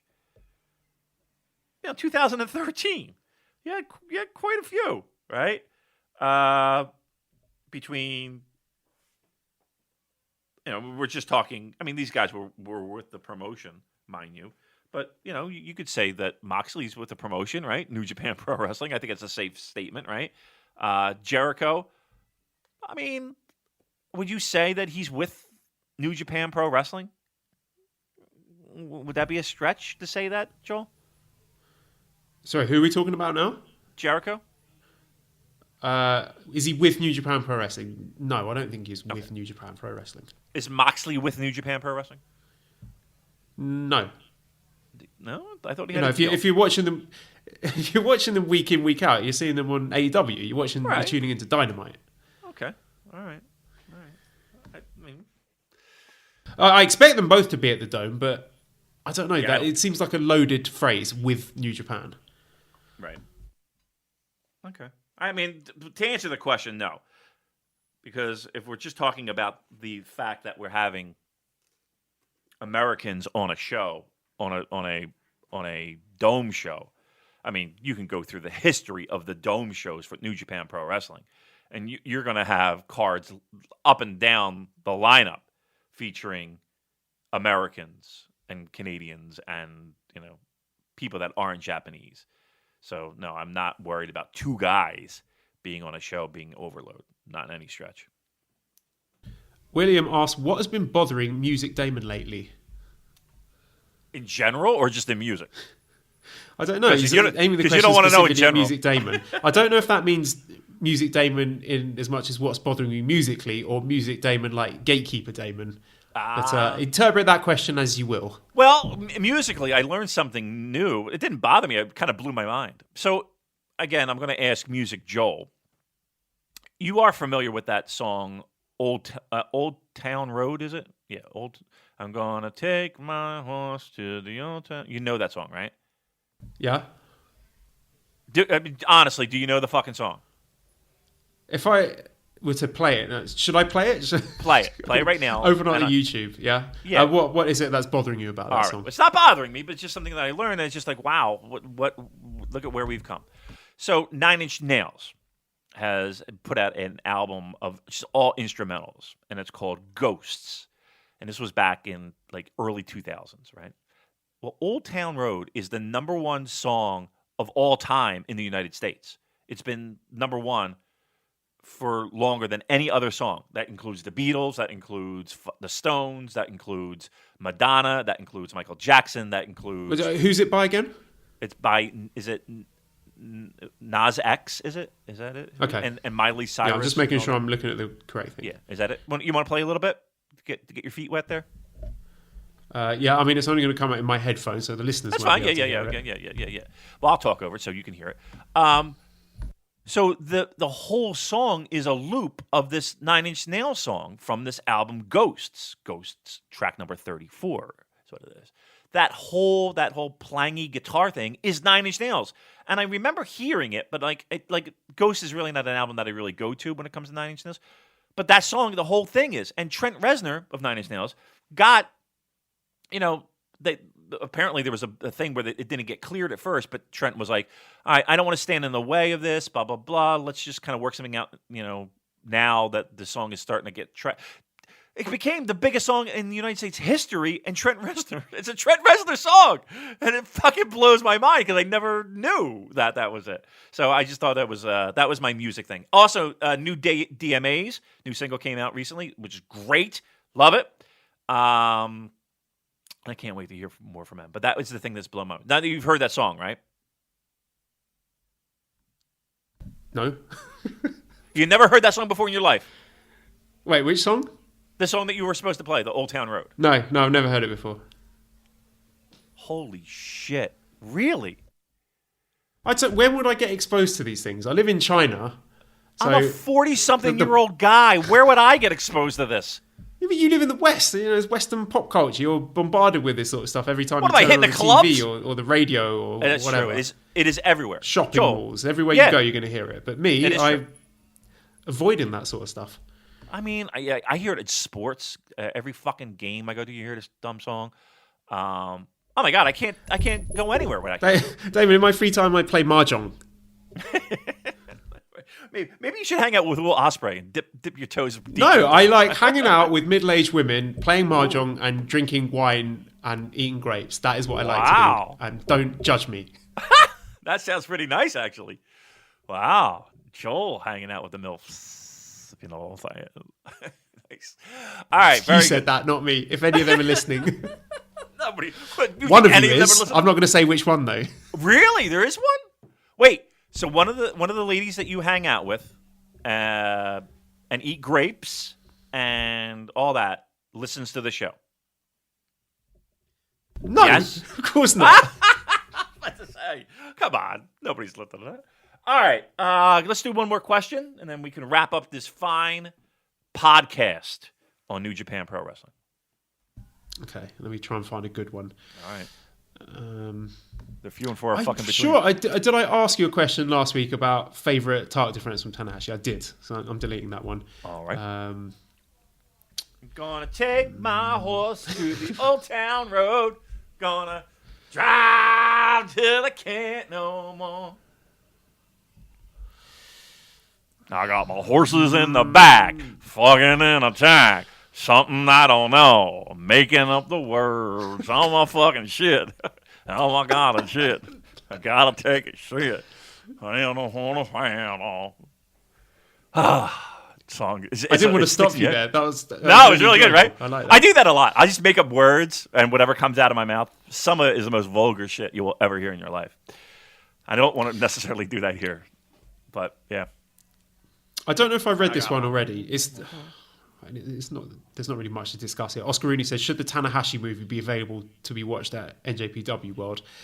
I would love to watch that film, and I legally, please, if you know of a way for me to watch that film with English subtitles, then let me know, because I'm still desperate to see it, and it's been ages since that was out, but I'm definitely up for watching it. Maybe New Japan can hook us up with a copy of it, and then we could do like a screening. That'd be nice, right? I would sit through that. If it's subtitled, I would watch it. I could do that. I also want to get Escape the Box. Know what my goal is for Escape the Box, Joel? I want to get that song, Whatever Happened, that I've been listening to a ton, by the way. I've been listening to that song a lot. That should be Wrestle Kingdom theme song. Imagine that. Could you see the fucking music video and that song playing in the background? Fucking great! I would love it. Yes, Whatever Happened. Definitely co-sign on that. Right? Wrestle Kingdom theme song. And if you haven't listened to Escape the Box, the new EP Pariah, it's fucking good. We're getting a lot of positive feedback there, Danny. People digging the tunes, and it sounds great. My wife was digging it. My wife said, who's this? I was like, this is Editor Dan's band. She's like, let me listen to this shit. That's not bad. Look, she's getting fans everywhere. Unbelievable. Manscaped she's a fan of. Escape the Box. Jesus Christ. What's next? All right. Very good. All right. There's where we are for a podcast, right? Great. Cool. And you've done the plug for Escape the Box already, so I don't need to repeat that one. Yes. Definitely do check them out, though. You know, get on the YouTube, Escape the Box UK, and the Twitter, Spotify, iTunes, Apple Music is on all of those, so definitely worth it. What else? redcircle.com/shows/super-j-cast if you want to throw a few dollars our way. You can join our Discord. Link to that is in the show notes. Always enjoyable to jump into the chat there, especially for the live show responses. ProWrestlingTees.com/SuperJcast. Get one of our t-shirts in time for Christmas. Massive thanks to Editor Dan, as always. Please subscribe to the Voices of Wrestling podcast network. Oh, and definitely check out the first episode of Thunderstruck with WH Park, where Damon was on there talking about the Liger match with Naoki Sano. Am I right? Naoki Sano, yep. Mm-hmm. So you can find that. And Post Wrestling, I think you go to at Post Wrestling, you'll find that, or at WH Park 9, you can find that on his Twitter. Give us a 5-snake review on iTunes. Follow us on Twitter at the Super J Cast. Thank you everyone for listening, and goodbye.